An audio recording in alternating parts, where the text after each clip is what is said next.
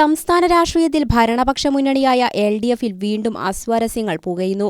പ്രതിപക്ഷ ഉപനേതാവ് പദവിയുമായി ബന്ധപ്പെട്ട് പ്രതിപക്ഷ നേതാവ് പിണറായി വിജയൻ നടത്തിയ പ്രസ്താവനയ്ക്കെതിരെ കടുത്ത അമർഷത്തിലാണ് CPI നേതൃത്വം. വിഷയത്തിൽ വിട്ടുവീഴ്ചയില്ലെന്നും പ്രതിപക്ഷ ഉപനേതാവ് പദവിക്കായി ഏതറ്റം വരെയും പോകുമെന്നുമാണ് CPIയുടെ നിലപാട്.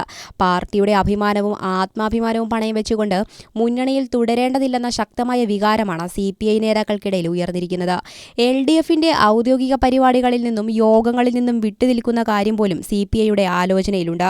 പിണറായി വിജയന്റെ ഏകപക്ഷീയമായ ശൈലി അംഗീകരിക്കാൻ കഴിയില്ലെന്ന നിലപാടിലാണ് പാർട്ടിയിലെ ഒരു വിഭാഗം നേതാക്കൾ.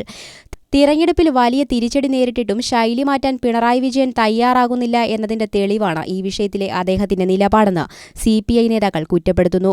പ്രതിപക്ഷ ഉപനേതാവ് പദവി CPIഎമ്മിന് തന്നെയാണെന്നും അത് അടഞ്ഞ അധ്യായമാണെന്നുമായിരുന്നു പിണറായിയുടെ പരാമർശം. സ്പീക്കർക്ക് നൽകുന്ന കത്തിൽ CPIഎം നേതാവിന്റെ പേരായിരിക്കും ഉണ്ടാവുകയെന്നും കേട്ടുകേൾവി പോലുമില്ലാത്ത കാര്യത്തിലാണ് CPI ചർച്ച ആവശ്യപ്പെടുന്നതെന്നുമാണ് പിണറായി വിജയൻ മാധ്യമങ്ങളോട് പറഞ്ഞത്.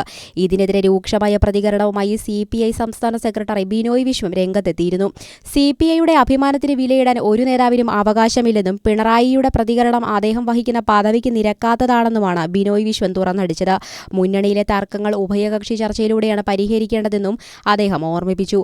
അതിനിടെ വിഷയം ചർച്ച ചെയ്യുന്നതിനായി CPI നിർണായക നേതൃയോഗം വിളിച്ചു ചേർക്കാൻ ഒരുങ്ങുകയാണ്. അടുത്ത മാസം 10 നിശ്ചയിച്ചിരുന്ന സംസ്ഥാന സെക്രട്ടേറിയറ്റ് യോഗം നിലവിലെ സാഹചര്യം പരിഗണിച്ച് അതിനു മുൻപ് തന്നെ ചേരാനാണ് ധാരണയായിരിക്കുന്നത്. മുന്നണി ബന്ധത്തെ തന്നെ ബാധിക്കുന്ന രീതിയിലേക്ക് തർക്കം വളരുമ്പോൾ വരുന്ന ദിവസങ്ങളിൽ CPI സ്വീകരിക്കുന്ന നിലപാടുകൾ കേരള രാഷ്ട്രീയത്തിൽ നിർണായകമായി മാറും.